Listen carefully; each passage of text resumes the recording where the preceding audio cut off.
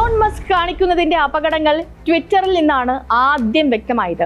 മസ്കിന്റെ ടെസ്ല കമ്പനിക്കെതിരെ നിറയെ വിമർശനങ്ങളും ട്രോളുകളും ഒക്കെ വന്ന കാലത്താണ് ഈ മസ്ക് ട്വിറ്ററിനെ തന്നെ അങ്ങ് വാങ്ങിയത്.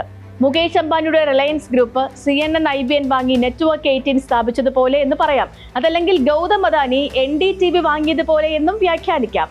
ആമസോണിന്റെ ജെഫ് ബെസോസ് വാങ്ങിയത് വാഷിംഗ്ടൺ പോസ്റ്റ് ആണ്. ഇങ്ങനെ വൻകിട മുതലാളിമാരെല്ലാം മാധ്യമങ്ങൾ വാങ്ങുന്നത് രണ്ട് കാര്യങ്ങൾക്കാണ്. ഒന്ന്, സ്വയം പുകഴ്ത്താൻ. രണ്ട്, മറ്റിടങ്ങളിൽ വരുന്ന വിമർശനങ്ങൾക്ക് മറുപടി പറയാൻ.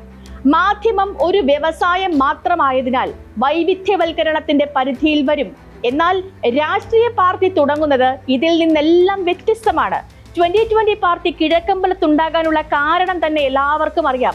അവിടെ കിറ്റെക്സ്, അന്ന ഗ്രൂപ്പുകളുടെ സ്ഥാപകൻ MC ജേക്കബ് 4 പതിറ്റാണ്ടോളം കിഴക്കമ്പലം പഞ്ചായത്തുമായി തർക്കത്തിലായിരുന്നു. ഏതു ഭരണസമിതി വന്നാലും സംഘർഷവും പതിവായിരുന്നു. നേരിട്ടുള്ള ഏറ്റുമുട്ടലും പരിക്കേൽപ്പിക്കലും വരെ അവിടെ സംഭവിച്ചിട്ടുണ്ട്. ആ സംഘർഷങ്ങൾക്കൊക്കെ ഒടുവിൽ രൂപമെടുത്തതാണ് ഈ 2020 പാർട്ടി. പഞ്ചായത്തുമായി തർക്കം പതിവായപ്പോൾ ഭരണം തന്നെ കോർപ്പറേറ്റ് സെറ്റപ്പിന് കീഴിലായി. അത് തന്നെയാണ് ഇലോൺ മസ്കിന്റെയും പ്രഖ്യാപിത ലക്ഷ്യം. അതുകൊണ്ടാണ് ഇത് അത്യന്തം അപകടകരമായ നീക്കമാണെന്നും പറയുന്നത്.